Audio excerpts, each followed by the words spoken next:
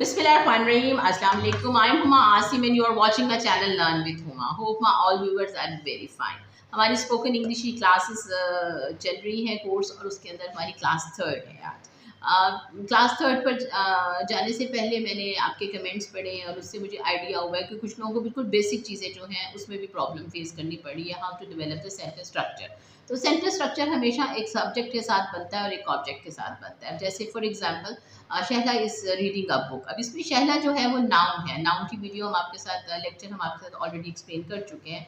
आप उसको देख सकते हैं कि noun are the naming words. तो नाउन है शहला यहाँ पर और Shahla is reading a book. तो यहाँ पे नाउन शहला नाउन भी है लेकिन साथ साथ शहला जो है वो सब्जेक्ट भी है क्योंकि वो काम कर रही है। इसीलिए सिमिलरली और जो बुक है वो ऑब्जेक्ट है जिस पे काम किया जाता है। तो एक सेंटेंस के अंदर और जो काम होता है उसको हमेशा वर्ब कहते हैं। Verb are the action words. Verb क्या होते हैं? वर्ब वो होते हैं जो एक्शन वर्ड्स होते हैं। इंशाल्लाह ताला आगे मेरे सारे कोर्सेज के अंदर आप ये चीज़ें बहुत डिटेल के साथ आपको ये चीज़ें मिल जाएंगी और आपको समझ भी आ जाएंगी। तो जब हम एक सेंटेंस स्ट्रक्चर डेवलप करते हैं तो उसमें हमारे लिए सब्जेक्ट का होना ज़रूरी होता है, उसमें हमारे लिए ऑब्जेक्ट का ज़रूरी होता है, उसके बाद हमारे लिए एक्शन का ज़रूर होती है क्योंकि हम कोई काम कर रहे होते हैं, सब्जेक्ट में कुछ कह रहे होते हैं या सुन रहे होते हैं या what ever, so action involve होता है। साथ साथ हमारे साथ ज्वाइनिंग वर्ड्स हमें चाहिए होते हैं जो कि प्रेपोजिशंस होते हैं, समटाइम्स कंजक्शंस होते हैं, हमें कई दफ़ा क्वालिटीज़ एक्सप्लेन करनी पड़ती हैं, वो एडजेक्टिव्स होते हैं। तो इस तरह से आपका सेंटेंस स्ट्रक्चर जो है वो डेवलप होता है। तो इसके लिए आपको बेसिक पता होना चाहिए कि सब्जेक्ट क्या है,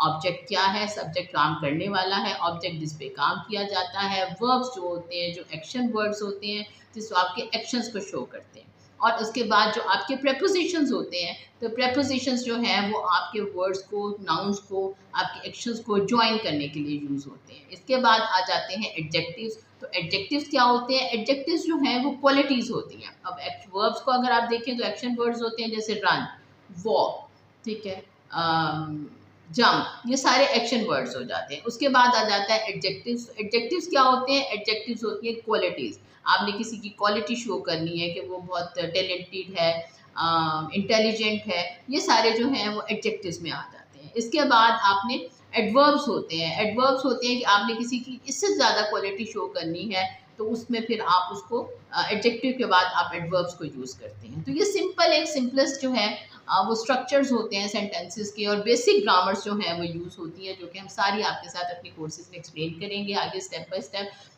स्टेप में सारी आपके जो स्टेप्स हैं वो इंक्लूड एक्सप्लेन करूँगी और आपको बड़ी अच्छी तरह से जो है वो सारी क्लेरिफाई हो जाएंगी। अभी मैं इसके साथ आपका अपना इमेज भी बेसिक ग्रामर का दे दूँगी जिसके अंदर अगेन जो है वो मैं डेफिनेशंस जो हैं वो नाउन की होप आपको मतलब अभी बेसिकली जो चीज़ें हैं क्योंकि मेरा जो आपको होमवर्क असाइन हो रहा है वो यही है कि आपने सेंटेंसेस डेवलप करने हैं। तो सेंटेंसेस के लिए फिर आपको ये सारी चीज़ें आनी चाहिए। सब्जेक्ट ऑब्जेक्ट की भी नो हाउ होनी चाहिए, उसके बाद वर्ब्स की, नाउन्स, प्रोनाउंस, सब चीज़ें। तो अब आपको क्लियर हो गया होगा कि हम सेंटेंस जो है वो बेसिकली एक सिंपल सेंटेंस जो है वो कैसे डेवलप करते हैं और वही सेंटेंस जो है वो with the passage of time जो है वो कॉम्प्लेक्स होता जाता है जब उस सेंटेंस के अंदर हम एडवर्ब्स यूज़ कर लेते हैं, कंजक्शंस यूज़ कर लेते हैं, इंटरजेक्शंस यूज़ कर लेते हैं। तो वो सेंटेंस जो है वो इसी तरह से आपका लॉन्ग भी होता जाता है और कॉम्प्लेक्सेस भी हो जाता है। तो आपको सारी बातें जो है वो क्लियर हो जाएंगी। मैं आपको एक एक पार्ट्स ऑफ स्पीच के ऊपर जो है वो सेपरेट वीडियोस भी इंशाल्लाह ताला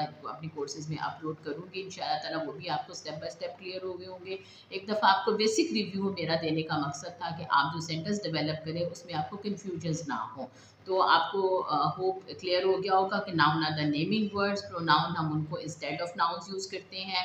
वर्ब्स एंड एक्शन या एक्सपीरियंस होता है आपका। उसके बाद एडजेक्टिव जो है वो एक डिस्क्राइब करते हैं नाउन को, प्रोनाउन को। जैसे कि वो क्वालिटी आप समझ लें कि क्वालिटी एक्सप्लेन करते हैं कि नाउन टॉल है, नाउन शॉर्ट है, नाउन ब्रेव है, ये चीज़ें जो है वो एक्सप्लेन करता है। देन एडवर्ब्स, एडवर्ब्स जो है वो भी नाउन को ही ज़्यादातर एक्सप्लेन करते हैं और एडजेक्टिव से एक्सप्लेन करते हैं कि जैसे अगर वो टॉल है तो वो बहुत ही मतलब टॉलेस्ट है, तो बहुत ज़्यादा लॉन्ग है और एक्स्ट्रा लॉन्ग है। तो इस चीज़ को जब वो शोर करता है, वो ब्रेव है और वो ब्रेवरी के साथ जो है वो he is fighting with bravery. तो यहाँ पर एडजेक्टिव जो है वो आपका एडवर्ब जो है वो यूज़ हो रहा है क्योंकि वो नाउन को एक्सप्लेन कर रहा है, एडजेक्टिव को एक्सप्लेन कर रहा है कि एडजेक्टिव जो आपने यूज़ किया है उसको वो मज़ीद जो एक्सप्लेन करता है वो एडजेक्टिव एक्सप्लेन करता है। देन आपके कंजक्शंस आ जाते हैं जो कि ज्वाइन करते हैं वर्ड्स को और फ्रेजेस को। फिर प्रपोजिशन आ जाता है जो रिलेशनशिप शो करता है, आपका टाइम का, प्लेस का, आपका रिलेशनशिप जो शो करता है वो उसको प्रपोजिशंस कहते हैं। देन इंटरजेक्शंस, इंटरजेक्शंस आपके एक्सप्रेशंस को, इमोशंस को एक्सप्लेन करते हैं। तो आपको वाज़ेह हो जाता है कि आपका क्या इमोशन है। इसमें हम आपको थोड़ी सी जो है वो एग्जांपल्स दे देते हैं प्रेपोजिशन की, जैसे एट, इन, ऑन हो गया। नाउन हम एक्सप्लेन कर चुके हैं, प्रोनाउन आपको पता है उसकी रिप्लेसमेंट होती है ही शीट में। एडवर्ब जो है वो लाउडली, ऑलवेज, नेवर। इसके अलावा एडजेक्टिव्स में आ जाता है टॉल, फैट, लॉन्ग, शॉर्ट, और कंजक्शंस की एग्जांपल्स में आ जाता है बिकॉज, येट, देयरफॉर, मोरओवर, और इंटरजेक्शंस में आ जाता है जैसे वाओ, हुर्रे, ओप्स। आप इमोशंस शो करते हैं। तो hope everything is clear to you. इंशाल्लाह ताला see you in the next coming lecture. और इसका इमेज जो है वो मैं पार्ट्स ऑफ स्पीच का आपको साथ अटैच कर दूंगी। ये सबको, इनको पार्ट्स ऑफ स्पीच कहते हैं। ओके, टेक केयर, अल्लाह।